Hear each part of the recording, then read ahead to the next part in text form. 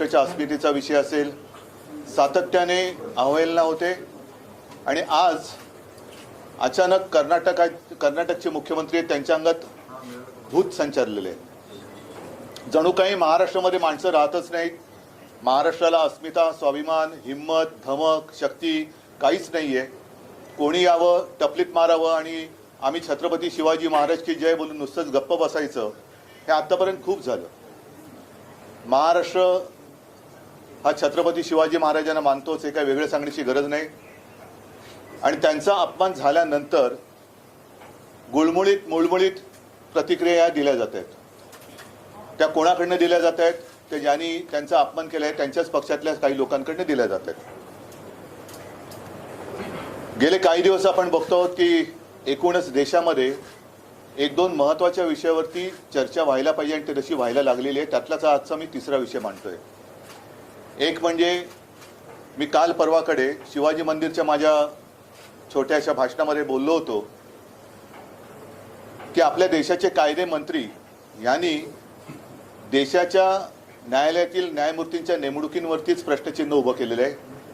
ती पद्धत ही अपारदर्शक आहे असं त्यांचं मत आहे आणि त्या नेमणुकीचे अधिकार हे पंतप्रधानांकडे पाहिजेत असं ते म्हणालेले आहेत। दुसरी एक केस सुप्रीम कोर्टात सुरू आहे, त्याच्यात निवडणूक आयुक्तांबद्दल कोणी अपील केलेलं आहे त्याच्याबद्दल किंवा चौकशी केली त्याच्याबद्दल न्यायमूर्तींची मतं आपण वाचतो आहोत आणि न्यायमूर्तींचं मत स्पष्टपणाने ते काल परवाकडे आलेलं आहे की या देशाला सेशनसारखा निवडणूक आयुक्त पाहिजे की वेळ पडलीच तर अगदी पंतप्रधानांवरती जरी कारवाई करण्याची वेळ आली तरी तो मागे हटता कामा नये। आणि मग त्यांनी असं म्हटलेलं आहे, असं मी वाचतोय की निवडणूक आयुक्त नेमण्याची पद्धत सुद्धा तपासायला पाहिजे आणि गरज वाटली तर बदलायला पाहिजे। मग माझं मत आणखीन थोडं पुढचं जे तिसरा मुद्दा जो म्हणालो तो हाच आहे की आजपर्यंत आपल्या देशाला आता 75वा हा स्वातंत्र्य दिन आपण पाहिला, 75 वर्ष आपल्या स्वातंत्र्याला झाली। साधारणतः एक प्रघात आहे की ज्याचं सरकार केंद्रात असतं त्यांचीच माणसं किंवा त्यांच्याच विचारसरणीची माणसं ही देशातल्या विविध राज्यांत किंवा सगळ्या राज्यांमध्ये राज्यपाल म्हणून पाठवली जातात। या माणसांची कुवत काय असते, या माणसांची पात्रता काय असते? जरासा एक शब्द वापरतो, कोणी गैरसमज करू नये, म्हणजे खास करून ज्येष्ठ नागरिकांबद्दल मी बोलतोय की वृद्धाश्रमातही जागा नाही अशांना राज्यपाल म्हणून नेमलं जातं का, हा सुद्धा एक आता प्रश्न केंद्र सरकारला विचारायला पाहिजे। आणि राज्यपाल नियुक्तीचे सुद्धा निकष हे ठरवायला पाहिजेत असं माझं स्पष्ट आणि ठाम मत आहे। राज्यपाल हे आपल्या महामहिम राष्ट्रपतींचे दूत असतात, राष्ट्रपती हे निपक्ष असायला पाहिजेत, ते असतात आणि त्याचप्रमाणे राज्यपाल सुद्धा हे निपक्ष असायला पाहिजेत। राज्यामध्ये जर काही पेच प्रसंग उभा राहिला तर त्याची सोडवणूक राष्ट्रपती किंवा केंद्र सरकारच्या मध्यस्थीने करण्याची जबाबदारी त्यांच्याकडे असली पाहिजे असा आपला हा एक समज आहे। मात्र ज्यांचं सरकार केंद्रात असतं त्यांच्याच विचारसरणीची माणसं ही राज्यात राज्यपाल म्हणून पाठवल्यानंतर राज्यपाल जे काही बोलतात ते मला असं वाटतं गांभीर्याने घेण्याची गरज आहे। कारण आपले राज्यपाल तुम्हाला माहिती आहेत, आता त्यांना मी राज्यपाल म्हणणं हे सोडून दिले कारण राज्यपाल पदाचा मी नेहमी बहुमान करत आलो, तो यापुढेही करेन। पण कोणीही व्यक्ती केवळ राज्यपाल पदाची झूल त्यांच्यावरती पांघरली म्हणजे लगेच त्यांनी वेडवाकडं काही बोलावं हे मात्र मी आणि आपला महाराष्ट्र काही मान्य करेल असं मला वाटत नाही। आपल्याला सर्वांना आठवत आहे की काही दिवसांपूर्वी आपण इथेच भेटलो होतो, तेव्हा या कोश्यारींनी मुंबई ठाण्यातल्या परिसरातील मराठी माणसाचा अपमान केला होता आणि तेव्हा मी म्हटलं होतं की यांना आता कोल्हापुरी जोडा दाखवण्याची वेळ आलेली आहे। त्याच्यानंतरही हे महोदय थांबले नाहीत, त्याने आता छत्रपती शिवाजी महाराजांचा एक जुन्या काळातला आदर्श त्याच्यावरती आमचे कोल्हापूरचे जिल्हा प्रमुख चांगले म्हणाले की बाप हा बाप असतो, तो जुना आणि नवा कसा काय म्हणणार तुम्ही। त्याच्यामुळे आदर्श हा आमचा आहेच, ते आमचं दैवत आहे। हळूहळू मला असं वाटते की ही जी काही शक्कल आहे ती केवळ या राज्यपालांच्या काळी टोपीतून आलेली नाहीये, त्याच्या मागे कोण आहे, या सडक्या मेंदूच्या मागील मेंदू कोण आहे हे सुद्धा शोध घेण्याची वेळ आलेली आहे। कारण हळुवारपणाने महाराष्ट्रातल्या आदर्शांचा अपमान करायचा, सावित्रीबाई फुलेंबद्दल पण असेच बोलले होते, पण आपण तेव्हा जाऊ द्या असं होतं कधी कधी, जाऊ द्या असं होतं कधी कधी। सातत्याने अपमान करत राहायचा आणि हळुवारपणाने महाराष्ट्राच्या मनातले, महाराष्ट्राच्या रक्तात भिनलेले आदर्श पुसून टाकून मग आपली जी भाकड म्हणजे त्यांची जे काही नेते मंडळी आहेत त्यांचे आदर्श म्हणून एक प्रतिमा जनतेच्या मनात बिंबवण्याची आणि ठसवण्याची ही त्यांची जी काही सतत चाललेली वृत्ती आहे किंवा चाल आहे, हिचा आम्ही निषेध तर केलेलाच आहे. गावोगावी त्यांच्या प्रतिमेला जोडे मारलेत. कोणी तर मी असं पाहिलं त्यांचं म्हणजे एक धोतर घेऊन जाळलं वगैरे, ह्या सगळ्या गोष्टी झाल्या. आता हे महाराष्ट्राच्या अस्मितेशी खेळतायत. महाराष्ट्रातले उद्योग हे गुजरातमध्ये घेऊन गेले. महाराष्ट्राचं मंत्रिमंडळ, काल तर मी असं ऐकलं की कॅबिनेट मीटिंग, मी सुद्धा मुख्यमंत्री होतो, अपवादात्मक परिस्थितीमध्ये ही पुढे ढकलली जाते. तशी काल काय अपवादात्मक परिस्थिती होती? तर अपवादात्मक परिस्थिती ही की यातले बरेचशी लोक हे गुजरातमध्ये प्रचाराला गेले.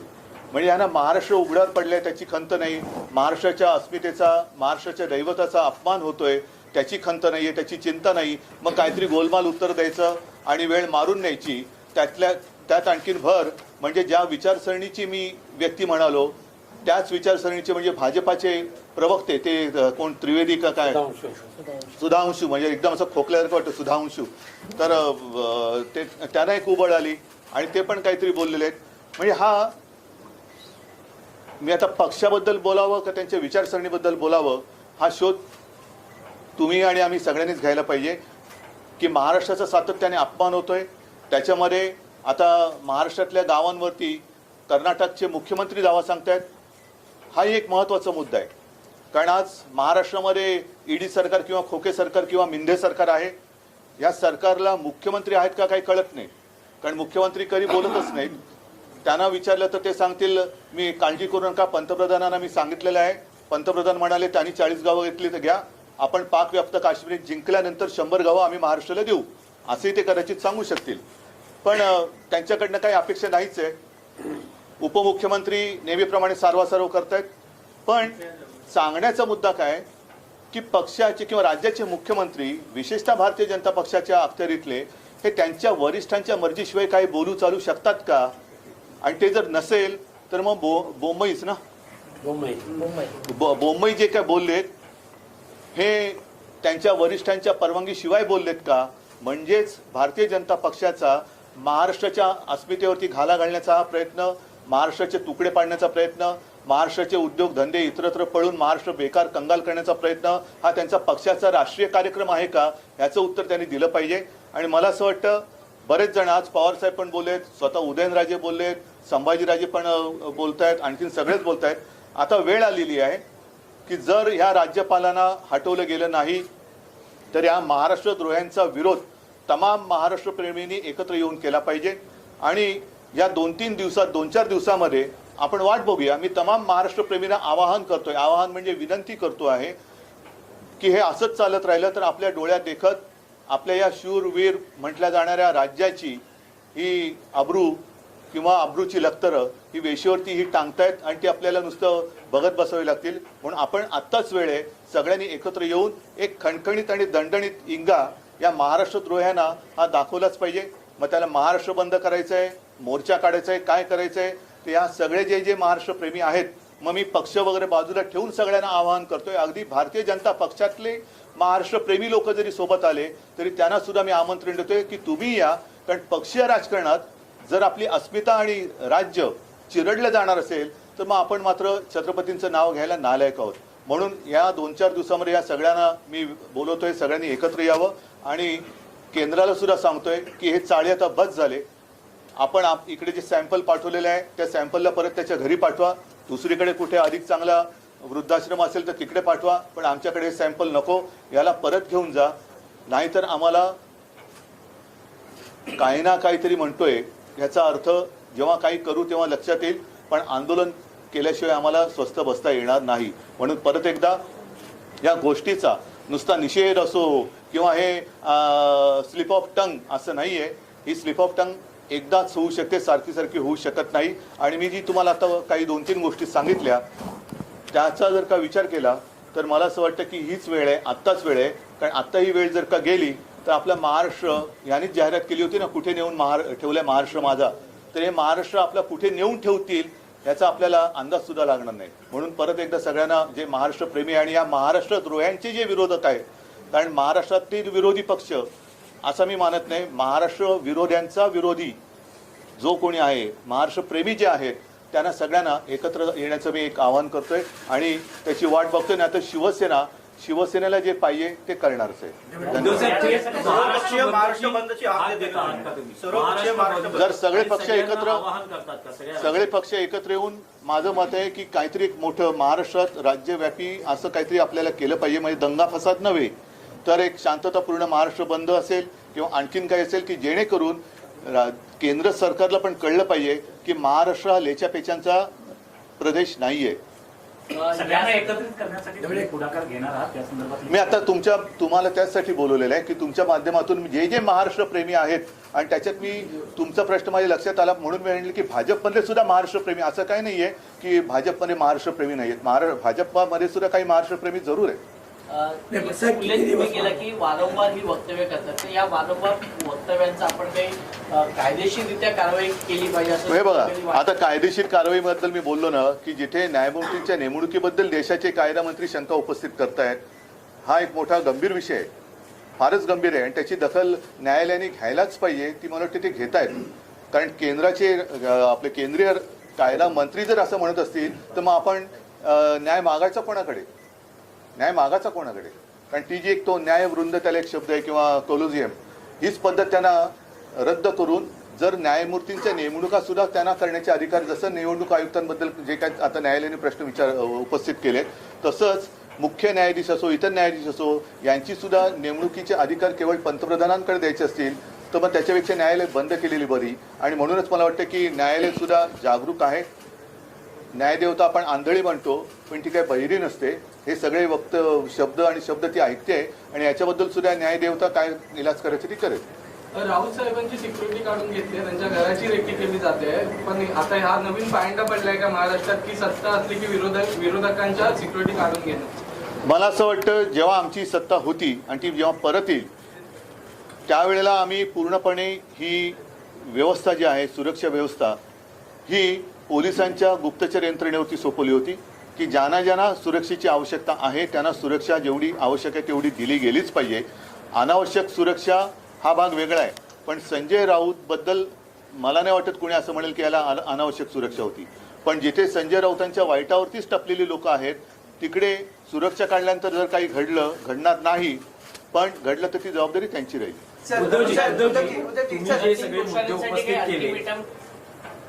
तुम्ही सगळे जे मुद्दे उपस्थित केले आणि महाराष्ट्र बंदची तुम्ही त्या दृष्टीनं भूमिकाही व्यक्त करताना दिसत आहात, पण भाजपचे नेते आणखी एक मुद्दा या निमित्तानं उपस्थित करत आहेत की राहुल गांधी महाराष्ट्रात येतात, सावरकरांच्या बाबतीत बोलतात आणि उद्धवजी फक्त आपण त्यांच्या विधानाशी सहमत नाही इतकीच भूमिका मांडतात. शिवसेना पण छत्रपतींचा अपमान करणाऱ्यांनी आम्हाला सावरकरांचं महत्त्व पटवून देण्याचा प्रयत्न करू नये. आणि म्हणून मला असं वाटतं की सावरकरांचा अपमान झालं होती, आम्ही सुद्धा गप्प राहिलो नाही. मी तत्काळ प्रेस घेऊन त्यांना सांगितलं. नंतर राहुल गांधींनी तो विषय टाळला. मात्र त्यावेळेला जसे हे अंगावर आले होते तसे अंगावर यांच्या का नाही जात? आता कोणालाही जोडे मारणार? नाही, मला एक फक्त नाही मी सांगतो साहेबांनी जे सांगितलंय त्याच्यावरती तुमचं एक फक्त जोडतो की उद्धवजींनी तर इशारा दिलाच होता, पण शिवसेनेकडून महाविकास आघाडीला तडे पडतील असं स्वतः बोललेले. हा म्हणजे हे शिवसेना पक्षप्रमुखांच्या वतीनं बोलले की आम्हाला परवा नाही, अशा प्रकारच्या वक्तव्यामुळे महाविकास आघाडीला तडे पडतील, ऐक्य धोक्यात येईल आणि मी हे सहन करणार नाही. एवढी ठाम भूमिका माननीय पक्षप्रमुखांनी घेतलेली आहे. तशीच भूमिका आता या मिंदे गटाने घ्यावी. मी आता सांगितलं ना तुम्हाला की येत्या 2-4 दिवसामध्ये आपल्याला हा विषय तडीस न्यावा लागेल आणि तोपर्यंत जे जे महाराष्ट्र प्रेमी आहेत, जे जे शिवछत्रपती प्रेमी आहेत, फुले प्रेमी आहेत, त्या सगळ्यांनी, कारण छत्रपती शिवाजी महाराज झाले नसते तर हे कोश्यारी बुवा किंवा ते काय मगाशी मग काय बोलतो सुधांशू, ते कुठे असते आणि कोणत्या वेशात असते याचा पत्ता लागला नसता. तसंच सावित्रीबाई फुले झाल्या नसत्या तर महिला शिक्षणाचं काय झालं असतं. तर एकूणच हे आता अति झालं. ज्याला काही आगापिछा नाही अशी लोक राज्यपालपदी नेमली जात आहेत आणि राज्यपाल पदाची अवहेलना होते, पर्यायाने महाराष्ट्राची होते. अरे इतना सब दिल्ली में क्या आज कहा है छत्रपति शिवाजी महाराज को लेकर, और नहीं, मैंने जैसे अभी अभी कहा कि पिछले कुछ दिनों में हम लगातार ये देख रहे हैं कि महाराष्ट्र का अपमान होते जा रहा है. एक तो जब से ये मिंदे सरकार महाराष्ट्र में आई है उसके बाद लगातार सिलसिला जारी है कि महाराष्ट्र से एक एक करके उद्योग बाहर जा रहे हैं. उद्योग बाहर जा रहे हैं, इसमें कमी पड़ रही है. इसलिए हमारे जो राज्यपाल महोदय, मैं उनको राज्यपाल महोदय नहीं कहूँगा आपसे, क्योंकि राज्यपाल पद का आदर करना चाहिए और जिसका आदर मैं करता हूँ, लेकिन इस व्यक्ति कोश्यारी बार बार महाराष्ट्र के खिलाफ या महाराष्ट्र का अपमान करते जा रही है. कुछ दिनों पहले उन्होंने हमारे सावित्रीबाई फुले के बारे में कुछ गलत कहा, उसके पहले मुंबई ठाणे में रहने वाले मराठी लोगों का अपमान किया, और अब तो हद हो गई. हमारे जो दैवत है छत्रपति शिवाजी महाराज, उनको उन्होंने पुराने आदर्श कर उनका उल्लेख किया. ये पुराना आदर्श क्या होता है, और इसलिए हमारे जो जिला प्रमुख है, मुझे लगता है कोल्हापुर के जिला प्रमुख, उन्होंने एक अच्छा मिसाल दिया. उन्होंने कहा बाप तो बाप होता है, नया बाप पुराना बाप ये क्या चीज़ होती है. तो ऐसे जो लोग होते हैं इनको तुरंत यहाँ से हटाना चाहिए. और मैंने जैसे कहा कि अब एक दो विषय पर विवाद या चर्चा हो रही है. जैसे हमारे देश के लॉ मिनिस्टर है किरण रिजिजू, उन्होंने कहा, उन्होंने तो आशंका जताई है कि जो भी हमारे जस्टिस होते हैं उनकी नियुक्ति होती है उसके लिए कोलोजियम होता है. उसके ऊपर उन्होंने आशंका जताई है कि ये इसमें अपारदर्शकता है और वो अधिकार प्राइम मिनिस्टर को होने चाहिए. मतलब ये जो पूरी संस्था है, न्याय संस्था, वो भी अपने हाथ में वो लेना चाहते हैं, जिसका विरोध तो होना चाहिए और उसके ऊपर कार्रवाई कोर्ट तो करेगी. साथ ही साथ और एक विवाद चल रहा है, एक केस चल रही है सुप्रीम कोर्ट में इलेक्शन कमिश्नर के बारे में, और उसमें हमारे जो न्यायमूर्ति साहब है उन्होंने कहा है कि ये इलेक्शन कमिश्नर कैसे उनको नियुक्त किया जाता है उसके ऊपर भी एक चर्चा होनी चाहिए, उसकी कुछ तो सिस्टम होनी चाहिए. और इसी तरीके से गवर्नर या राज्यपाल कौन नियुक्त करता है, क्या क्राइटेरिया है. अब तक तो ऐसे माना जाता है और हमने देखा है कि जिसकी सरकार केंद्र में होती है वो उनके मर्जी से उनके व्यक्ति अलग अलग राज्य में भेजते हैं. स्वाभाविक है, जो भी व्यक्ति वो राज्य में भेजते हैं वो उनके विचारधारा के अनुसार चलते हैं. और अब ये सवाल उठता है कि जो हमारे कोश्यारी शिवाजी महाराज जी के बारे में जो उन्होंने कहा, सावित्रीबाई फुले के बारे में उन्होंने कहा, तो विचारधारा की अगर बात करें तो ये क्या भाजपा की विचारधारा है. दूसरी बात, ये थोड़ा कम हो रहा है या इससे शायद नज़र हट जाए, इसलिए हमारे जो पड़ोसी राज्य है उसके जो मुख्यमंत्री है बोमई, ऐसे लगता है कि उनके शरीर में भूत ने प्रवेश किया है. अंगत भूत है तो म्हणतो ना. और क्या कैसे पता नहीं, हमारे 40 गाँव पर उन्होंने दावा ठोक दिया. तो क्या महाराष्ट्र में लोग रहते नहीं है? महाराष्ट्र में क्या हिम्मत नहीं रही? बाकी महाराष्ट्र का स्वाभिमान वगैरह हमने कुछ छोड़ दिया, और ये ऐसी कोई भी आएगा और हमारे खिलाफ कुछ भी बकते चले जाएगा, ये अभी बर्दाश्त नहीं होगा. और इसलिए मैंने कहा कि अब समय आया है, ये सारी जो बातें हैं हम अनदेखी करें तो शायद आगे जाकर हमें कुछ दिखाई नहीं देगा. तो अब समय है, और मैं आपके माध्यम से जितने सारे महाराष्ट्र के प्रेमी है, छत्रपति शिवाजी महाराज जी के प्रेमी है, फुले शाहू अम्बेडकर सब प्रेमी है, भक्त है, उनको मैं कहता हूँ चलो पार्टी बाजू में रखते हैं. अगर हमारा राज्य रहेगा तो हम रहेंगे. देश तो बड़ा है, देश तो रहना ही चाहिए, लेकिन राज्य की अस्मिता, राज्य का स्वाभिमान, उसको अगर ठेस पहुंचती है तो हमें इकट्ठा आकर उसका विरोध करना चाहिए. और कुछ दिन इंतजार करेंगे, 2-5 दिन इंतजार करेंगे. अगर ये जो पार्सल है वो आया था अमेजोन से, वो अमेजोन से वापस जाए तो अच्छा है, नहीं तो उसको वापस भेजना पड़ेगा. और नई कोई काबिल व्यक्ति महाराष्ट्र में इस स्थान पर आनी चाहिए, अन्यथा हमें कुछ ना कुछ करना पड़ेगा. जैसे महाराष्ट्र बंद की बात हो या विराट मोर्चा की बात हो, या देखा जाएगा, सबको साथ में लेकर हम तय करेंगे.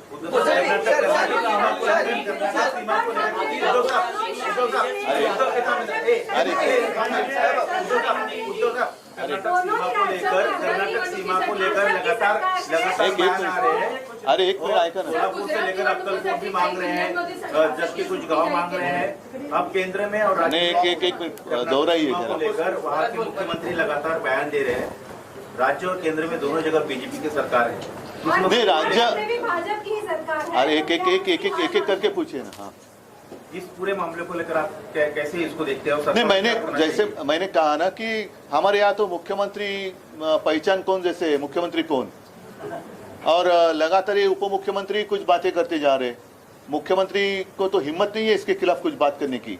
स्वाभाविक है, ऊपर वाले की मर्जी, जो ऊपर वाले कहेंगे उनको वहाँ जैसे बोलना पड़ता है। तो जो कर्नाटक के मुख्यमंत्री भारतीय जनता पक्ष के हैं, उन्होंने जो अचानक बात छेड़ी है, क्या उसको ऊपर से आशीर्वाद है या ये केंद्र की मानसिकता है, ये भी स्पष्ट होना चाहिए। और ये विरोध करेंगे, हम जाने नहीं देंगे, ये फिजूल की बातें हैं। अब स्वयं मतलब अपने राज्य के बहुत सारे मंत्री तो गए गुजरात में प्रचार के लिए, ऐसे मैंने पढ़ा। नहीं, आपने कहा कि जैसे अपनी भूमिका ली थी वीर सावर जी के मामले में, आपने जैसी भूमिका ली थी वीर सावर जी के अपमान के मामले में कि हम यूपीए से मतलब महाविकास आघाड़ी से बाहर पड़ेंगे, हमने स्पष्ट किया था। तो ये सरकार नहीं, ये तो देखो, हम ये क्यों कह सकते हैं, ये इनको वहाँ कुर्सी को चिपक के बैठना है, ये लाचार है। ये छत्रपति शिवाजी महाराज का महाराष्ट्र है और उस महाराष्ट्र के हम मुख्यमंत्री हैं, ये भावना उनके मन में नहीं है। हम मुख्यमंत्री, हम मतलब वो बने वो ऊपर वाले की मेहरबानी से, दिल्ली वाले की। तो वो दिल्ली के खिलाफ क्या कहेंगे? क्या वो कुर्सी छोड़ सकते हैं? हिम्मत है उतनी? और ऐसे महाराष्ट्र के अपमान सहना, क्या ये बाला साहब का हिंदुत्व है?